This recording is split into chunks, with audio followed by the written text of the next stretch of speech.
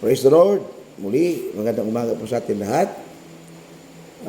Binamati ko po, Pastor Bobby and Sister Cynthia Librado, Pastor Joel, good morning, and Sister Lydia Maria, Pastor Milo and Sister Marife Plaza.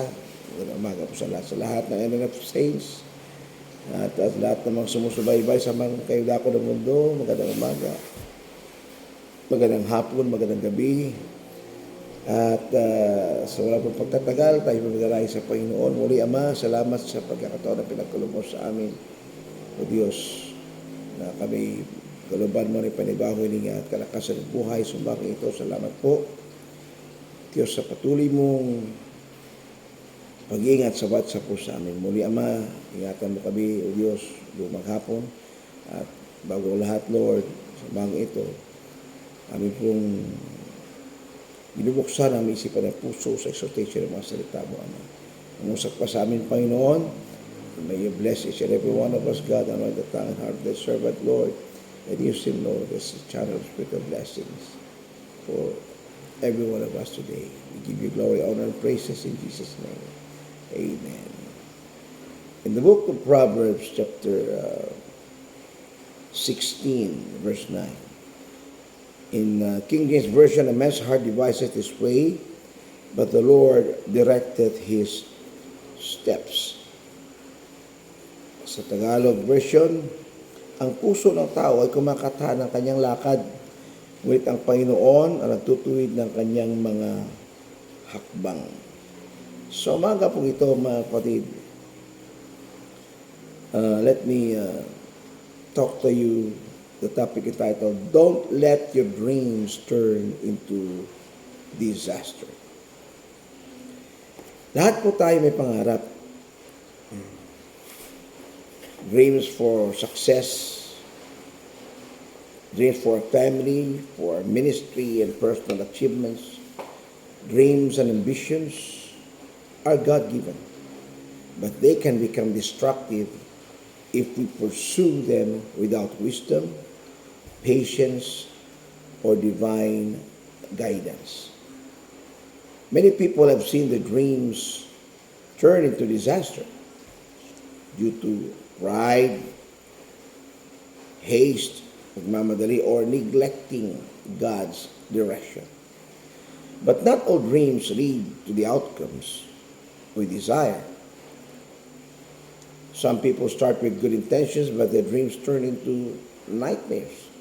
Naging bangungot sa halip na magandang panaginip, naging bangungot sa kanila. So, sa mga ito, mga kapatid, may mga Bible examples, mga tao na nangarap sila.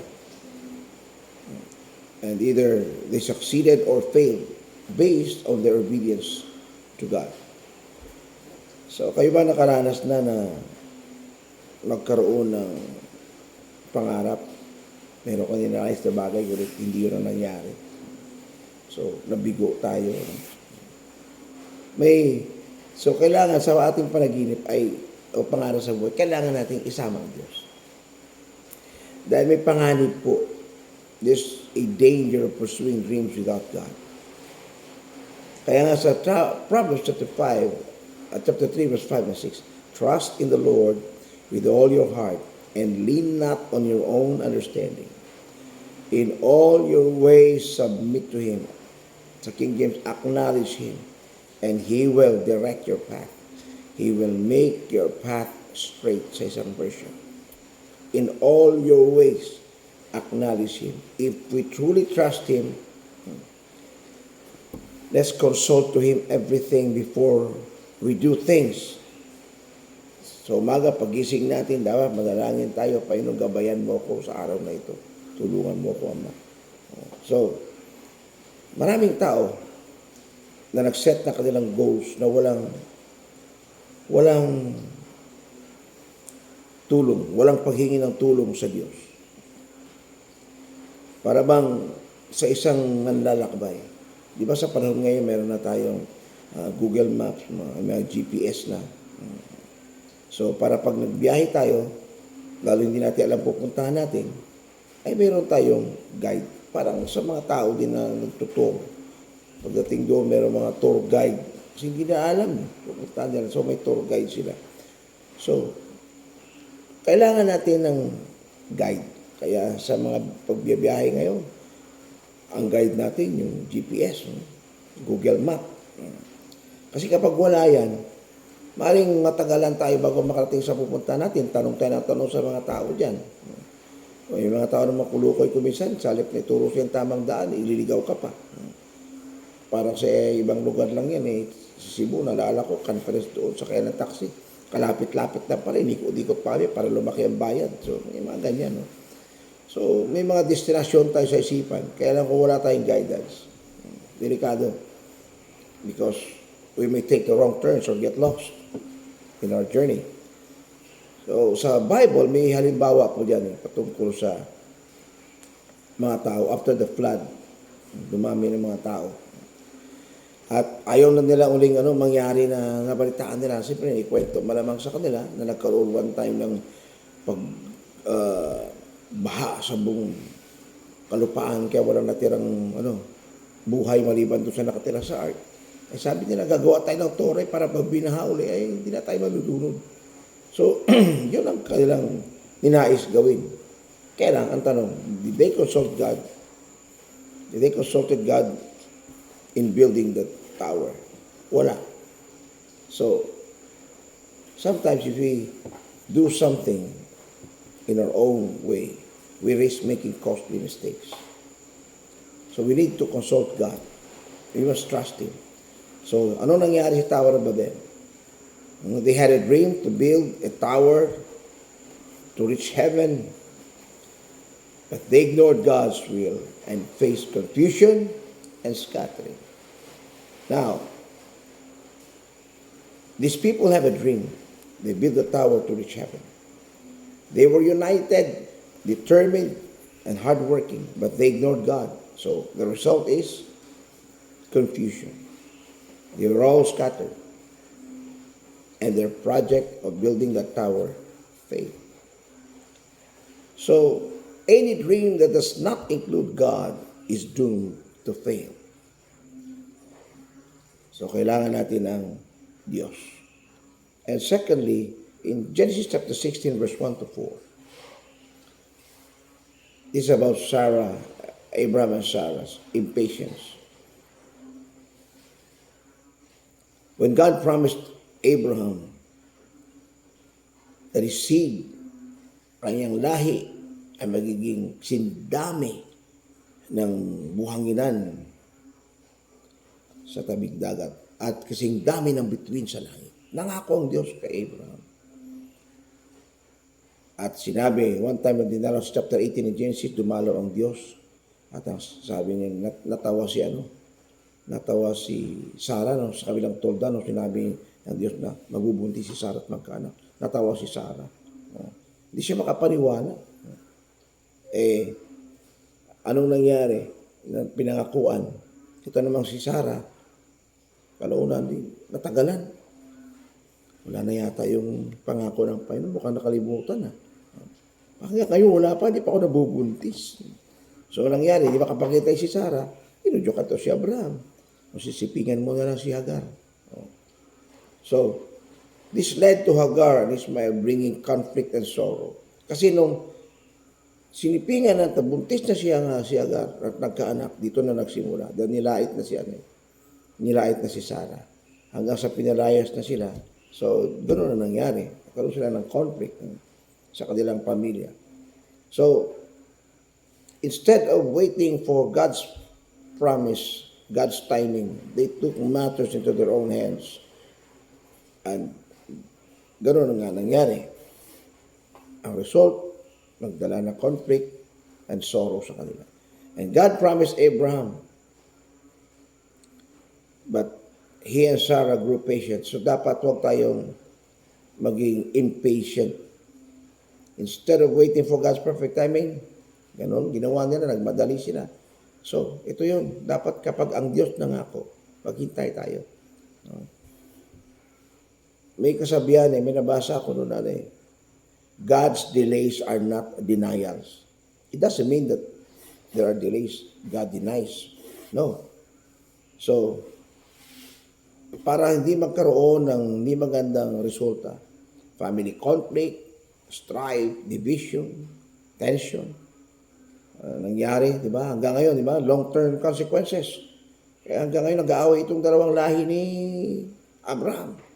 Itong mga Israelites at itong mga Arabo. So, dapat huwag tayong maging impatient. Let's be patient in waiting God's promise. Because impatience can ruin what could have been great. So a dream fulfilled outside of God's will can bring pain instead of joy. So, sa halip na joy pasakit ang nangyari. So, kapag kayo balang araw maging successful sa buhay, kayo mga OFW, diba? Nandiyan kayo, may pangarap kayo eh. Pangarap nyo sa inyong mga anak, sa inyong pamilya. Tandaan nyo, mag-ingat kayo sa mga pangarap nyo balang araw kapag naging successful na kayo. Don't let your success becomes a trap.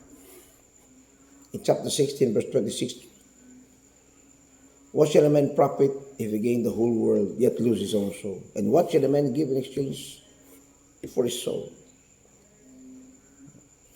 Makamta niya ang buksan libutan, naging successful na sa buhay, naging matagumpay na. So, success and wealth are good. If you have been blessed by God of wealth, that's good. But don't let that blessing becomes a curse. Because they are good, but they can become destructive when this success, this wealth, these blessings replaces our relationship with God. Doon ka na nakatutok, wala na sa Diyos. Nakalimutan mo ng Diyos, nineglect mo ng Diyos. No, ganun ang nangyari kay King Solomon. Solomon had all the wisdom, wealth, and power, but when he let his heart be led astray, his kingdom suffered. So, sometimes people reach their dreams but lose themselves in the process. Nakalimutan na ang Diyos sa buhay nila. Tandaan natin, sabi ng Panginoon, without me, you can do nothing. So, let's always acknowledge God. Sa anumang meron tayo sa buhay, ating palaging kilalanin ang Diyos.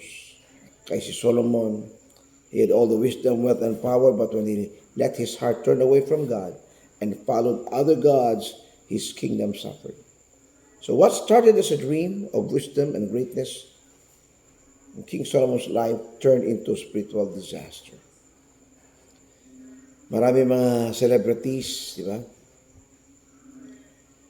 Mga successful na tao, they achieve their fame and fortune, but some lose their families, their faith, or even their lives to depression, addiction, or bad choices. So success without God is dangerous. So how do we keep our dreams from becoming a disaster? In Matthew chapter 6, verse 33, but seek ye first the kingdom of God and his righteousness, and all these things shall be added unto you. And Isaiah chapter 40, verse 31, but those who wait on the Lord shall renew their strength. So let's seek God's guidance.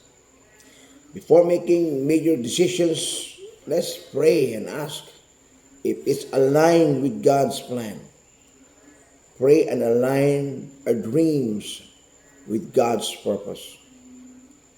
Like David in 1 Samuel chapter 23, verse 2, David always sought before battle. And David won his battle. He succeeded.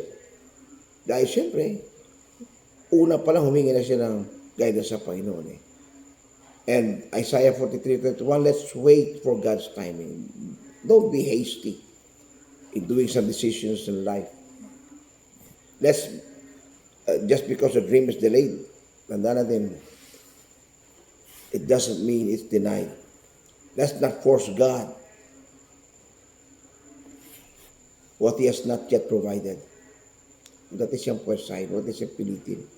Kung hindi pa tama, wait, di ba sa prayer, tatlong kasagutan? Yes, no, and wait. So kung doon sa wait patiently. Nalala ko tuloy, meron kami alagang manok dati dyan, nagpisa yung itlog. Pagkatapos, itong mga siguro 11 o 12, nakalabas na si shell. Mayroong nahuli na isa. Ngayon yung nanay, bumaba na, para yayain yung mga sisyo na bumaba na rin. Pero may naiwan pa isang itlog doon na butas pa lang. Nabutas. Tinutok-tok, tuka pa lang ng sisyo sa loob. Yan ang ginawa ko para makahabol naman itong nahuli. Itong sisyo niya, binasag ko para makalabas ang sisyo. Itong shell niya, binasag ko para makalabas yung sisyo. Alam niyo nangyari mga kapatid? Nung natuyo na yung balahibo na ng sisyo, yung kanyang paa nakaganyan. Kaya ang lakad niya, gano'n. Kaya yung kuko niya nakabaluktot. Kaya yun pala, hindi na-develop yung kanyang yung puwersa na kuko niya, paa niya, dahil yung pala ginagamit nila pang tulak dapat sa shell eh. Kaya kaso tinulungan ko siya. Minadali ko para makahabol doon sa mga kasama niya, mga sisyo. Kaya ganun nangyari. Kaya dapat hayaan pala natin na lang. Para sa caterpillar din sa kukun bago makalabas, binubutas din naman. So, let it go to the process. Hayaan natin. Because rushing the process can harm the transformation. So, ganun din sa buhay natin, huwag tayo magmadali. Hayaan natin ang process ng Panginoon. Let's stay humble and dependent on God. James chapter 4 verse 10. Because pride leads to destruction, but humility brings blessings. Si Nebuchadnezzar's dreams of greatness turned into disaster because of his pride. Naging halimaw siya eh. So Luke chapter 9 verse 23, let's be willing to let go if necessary. Kasi kung minsan, sabi ng Diyos, anak, kung gusto mo matupad ang pangarap mo, ito, may susuko ka muna. May mas maganda akong plano sa'yo. Huwag natin pilitin na, hindi, gusto ko to eh. No. Alam niyo, nangyari sa buhay ko yan, mga kapatid. Nung tinawag ako ng Panginoon, pala akong tinawag ng Panginoon noon eh. Ngayon, hindi ako magiging ganito kung pinilit ko ang gusto ko. Kaya, may magandang plano pa lang Diyos. So, pride can turn blessings into burdens.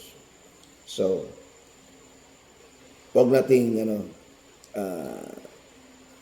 pilitin na hawakan pa rin natin kung nais ng Diyos na isuko mo yan. So, be willing to let go because some dreams need to be surrendered for God's greater plan. Because God knows what's best for us. So, every dream must be built on the foundation of God's wisdom and timing. Instead of disaster, our dreams can bring glory to God and blessings to others when we walk in obedience. Every dream must be built on the foundation of God's wisdom and timing. Instead of disaster, remember, our dream can bring glory. Or glory or curse, or blessings or curse. So, when we walk in obedience, it brings glory to God. It brings blessing to others. So let's surrender our dreams to God today because He knows what is best for us. At nawa, huwag natin kalimutan palagi sumaguni sa ating Panginoon. Nawa tulungan tayo ng Diyos. May the Lord God help us to pursue dreams that will honor God. And may God keep us from making decisions that lead to disaster. Naway guide niya tayo para hindi tayo mapahamak. At naway bigyan tayo ng Panginoon ng patience, humility, and wisdom to follow His will. His will, and not our will. May the Lord God bless us all. Muli, Panginoon, salamat sa mga salita mo amin pong napakinggan. Ama, may kanya-kanya po kami mga pangarap sa buhay. Nawa, Panginoon, tulungan mo kami ng mga pangarap na ito ay makamtan namin at makapagbigay kalulatian sa iyo, O Diyos. Ingatan mo kami, Panginoon, na hindi po kami makagawa ng mga desisyon na maghatid na kapahamakan sa buhay po namin. Bigyan niyo po kami, Lord, ng patience sa paghintay ng timing mo, Panginoon, sa aming mga pangarap. Bigyan po kami, Panginoon, ng espiritu ng pagpapakumbaba, O Diyos. Balang araw, anuman ang mga achieve namin sa buhay, ang mga pangarap,